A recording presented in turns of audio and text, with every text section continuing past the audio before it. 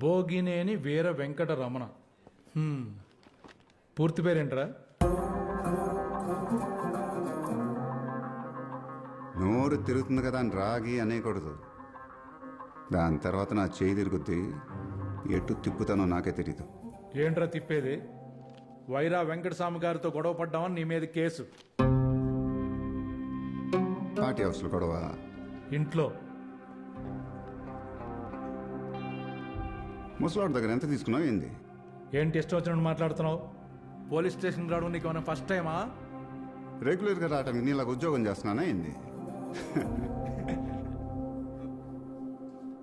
నా ముందు చెయ్యదులో తోలు తీసేస్తాను నా కొడుకు.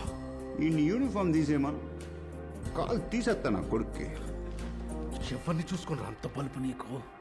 బలుపా? మన కాలనీని చూసి బలుపు రాదు బాబాయ్.